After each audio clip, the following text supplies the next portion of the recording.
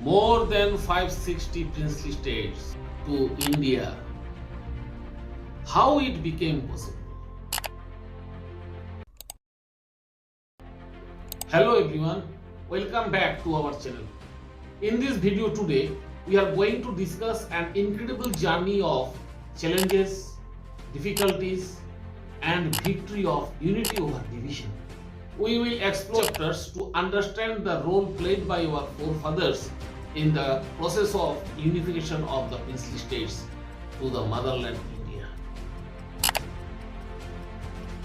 Before we understand about the unification, let's get started with the context in which these princely states existed. The British Raj ruled India, lasted from 1757 to 1947. During this period, India was divided into two categories: the British-controlled provinces and the princely states. The British provinces were directly governed by the Britishers, while the princely states were ruled by the native rulers who had signed treaties with the Britishers. These rulers enjoyed a considerable amount of autonomy and were allowed to maintain their own armies and administration. However, they were required to pay tribute to the British and accept their control. The partition of India in 1947, when the British government announced that they would transfer power to the Indians, was a major event in the history of India. The Muslim League, led by Muhammad Ali Jinnah, demanded a separate Muslim state, which eventually resulted in the partition of India into two countries, India and Pakistan.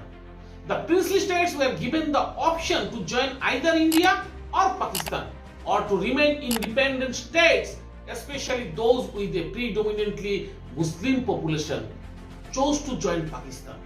However, a significant number of states, including some of the larger ones, opted to join India. This partition caused a massive migration of people across the borders, which had a far-reaching consequence in future and marked the beginning of new chapter in the history of South Asia. Several problems arose as the ongoing process of integration was moving fast. Most of the rulers of the princely states didn't want to give up their autonomy. They were concerned about losing their power and status. Some of the states were in dispute over their borders and the territories they controlled. This led to conflicts and tensions between the states. Also, the princely states had their own legal systems and laws, which were different from those of the rest of India. All these princely states were so diverse in terms of their economic and social differences. Some were wealthier and more developed, while some others were underdeveloped. This posed challenges in terms of integrating them into the larger legal system and a single united economy.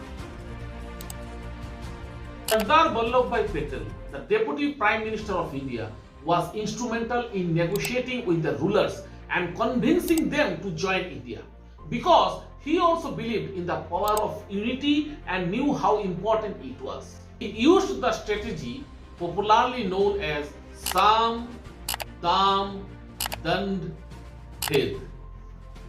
Peaceful negotiations. This worked in most places. It was simple and the best thing to try first. Most of the kingdoms were very small and didn't require anything more than a simple talk to win them over. Price. Some rulers were more powerful and hence simple talk couldn't win them over.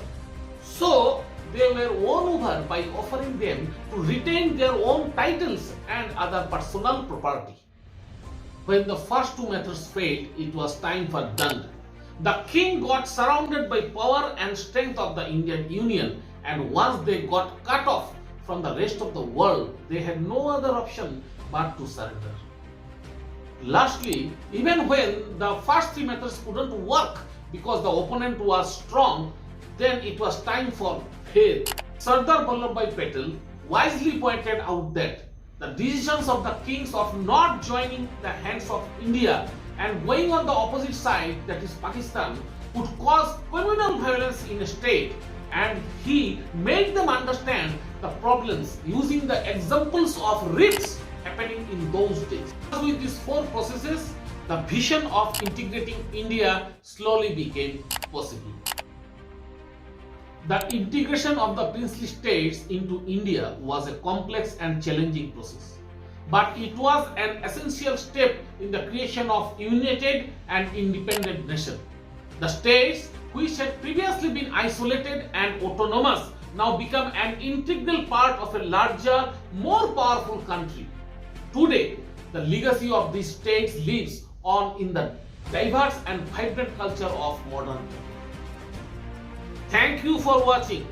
This is the end of today's video. Please don't forget to like, share and subscribe our channel. Send us comments on what topics you want us to make videos. We will look after it and try to work on those next time. Till then, take care. God bless us all. Thank you.